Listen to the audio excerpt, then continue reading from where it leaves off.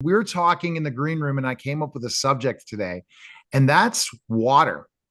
And people might say, water, why water? But as we've been talking about, physics, quantum physics, and, taking a quantum leap, we've kind of discussed in some of our podcasts we've done further. I did more research.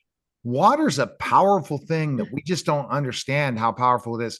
So I wanted to get your expertise as being a practitioner for so many years and understanding like how to heal the body in so many ways, the power of water and how we should relate to water anytime we get offered water or we drink water.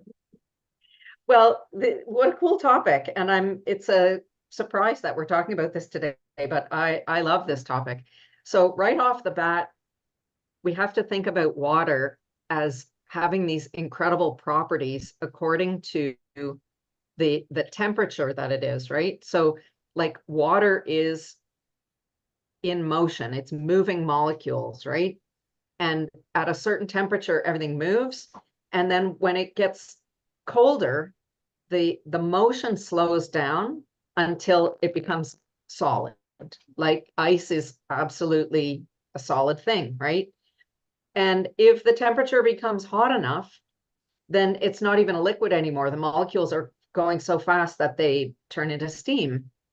So we kind of take those things for granted, but I think it's really interesting to think about water in terms of like the phases of it and how that corresponds to the speed of that the molecules are going.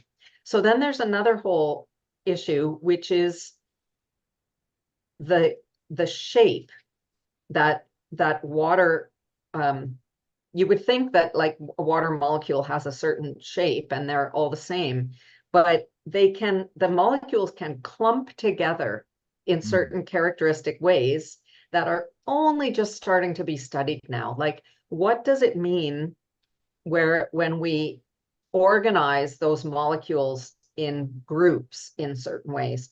So it turns out that that is a way for water to store information and like to store data.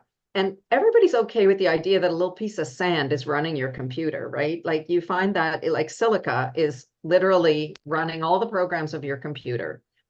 And it's basically beach sand, more or less. Okay. And we're all okay with that. But the idea that water could be storing information is like, whoa, that sounds like sci-fi or something, you know?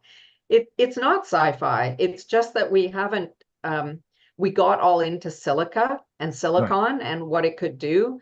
And we haven't yet explored, or people are doing that work, but it hasn't filtered into a usage in the mainstream that people would relate to. Yes. So water stores information. And I don't know, Neil, have you seen that book by Masaru Emoto about his images of water, his Oh, he pictures talked of about this. I wrote a book on quantum jumping by Dr. Quantum, and he mentioned Masaru Emoto's, Emoto? He Emoto's took these research. incredible photographs of ice crystals, frozen crystals, individual crystals of water. So you know that every snowflake is individual, right? Right. Like that's a thing that we know. And that's another miracle about water, because snow is water. And under certain conditions, every single flake of snow has its own shape. Right. And again, we just kind of take that for granted without really thinking like that's pretty incredible. So Dr. Emoto exposed vials of water to different emotional messages. Right. So he would write, "I hate you" on a Yep. glass, in a vial of water, or pure love, or whatever it might be. And then he would freeze the crystals freeze that water into crystals and take special photographs of them.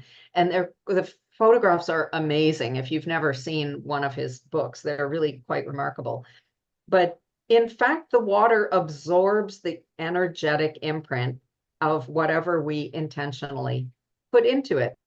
So, that theoretically people can stand around a pond and pray, and that in a, in a certain way, and that it will literally detoxify the water or clarify it or whatever. He's done all kinds Wow. of Yeah. experiments like that.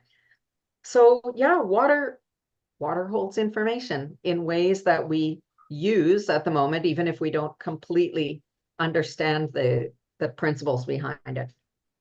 And that's where I read Dr. Quantum's book about quantum jumping. And it's very, very interesting, involving water. I've not done it yet, and being able to go to another universe. So go for this is I seriously, love it. people have no idea. And it just popped up on my Audible, and I'm like, okay, it's free. It's one of mine based on my thing. And I read it and listened to it. And I'm listening it over and over again. I'm looking forward to doing it. But that's the thing of the power of water. Now, when I drink a glass of water, I let it all digest. When I'm taking a shower now, I'm starting to focus more on the water on my body, how when we have a shower, how it makes us feel. Or anytime we have water, it's a healing mechanism that we just don't understand about. And shape Absolutely. shifting is that also what shape shifting, that water shape shifts? People don't know that.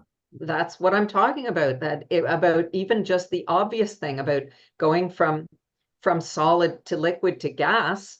And then this idea that every single snowflake that has ever fallen on the earth has its own unique pattern. There is so much of nature's power in this particular medium, that I think it just is unappreciated how powerful it is. So when I'm using my alchemical blends in the form of drops and putting them in water, that information is being transferred to all of the water. So it means that more of your tissues get to be in contact with that water. We can use them externally, these drops. So you can put them in a little basin of water. You can wash your hands in it. You can wash your face in it. You can dip a piece of cloth or a rag in it and put it on a painful spot of your body, or where you're having a rash or a stiffness or something. And it can be absorbed into your body through your skin, because water can both, I mean, your skin is both repelling water, obviously, because when you swim, you don't become full of water, but you certainly would eventually, if you stay, for many days, let's say, in water, you would, right? Like Yeah. your skin can absorb, but it also can organize itself to keep it on the outside. So you're 98% water or something. I mean, our Yeah. bodies are Of water. And made up that's why we're so so, heavily of water. and that's where quantum physics comes in and how much energy we have. Part of that is water. Uh, you know, Here's the thing. If people use just Bach flowers, we're not talking about the alchemy and what you teach and Right. your proprietary way of making it really help you. If you are not in the right state of mind, it's not going to work at all, is it? Um, yes and no. I'll say that because Bach flowers work very well on babies. They work very well on animals. They work very well on plants, which are not dependent on a kind of state of mind. And certainly they would work very well even if you are, let's say, one of the reasons that you could take it would be for depression, where you feel hopeless, like nothing's going to work. So you're not actually actively thinking, okay, placebo effect, like this is the thing that's going to work for me. You're probably taking it thinking, all right, whatever, this is never going to help me because nothing ever helps. And yet it does.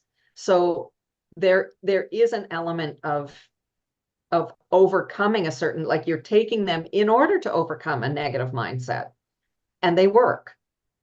But there is a kind of a skeptical energy where you can repel the benefits because you're committed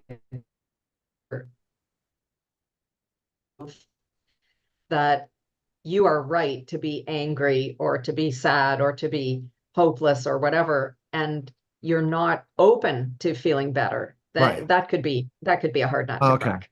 So the meaning, like, you're not going to feel like these drops are going to help. So it's a very, very important, whatever type of remedy you take. It could be anything. And if our minds, we don't think we're going to heal from this is where the placebo effect goes, where somebody took a series of drugs while the others took a placebo.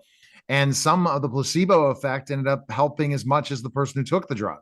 It's because it's of our mind and our body and all those things. So if we're saying it's not going to help us, it's not going to help us. That is a reverse placebo. You can even make real medicines not work. But I'm Right. sure they've done it in reverse, that given real medicine to people who think they're in the placebo arm and they're going to feel nothing from it. Like, that's the power of your mind for sure. So, you wouldn't want to enter into this kind of, exploring these kind of medicines if you're so absolutely skeptical that you would not, you would choose to keep feeling bad rather than to validate some kind of vibrational medicine being useful, right? You probably wouldn't be somebody who's exploring it anyway. Very interesting. The best place people can find information, and we're excited. Ta-da-da, I don't think we've had a live since this time. Yeah, TracyPoisner.com. And it's up. it's such a beautiful website. And really, you'll get to learn about Tracy and what this transformational space time alchemy is. Because Tracy's years of understanding how to use Bach flowers, but also alchemy, and also just really a great coach, mentor, understanding and working with people to build their highest performance. You know, all that. You add all those three components into one, and there's nothing like it. So go to TracyPoisner.com. Appreciate it, Tracy. Thanks again. And I go figure, this book, I read it, and I mean, listen to it, but I guess I can really read it. But I am going to do some quantum jumping. It's All coming. right.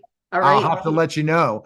I'm I'm, hoping I that's can't on my wait. list soon. That's going to be soon. All right. All right, take care. You're Thanks. listening and watching the Neil Haley Show, and we'll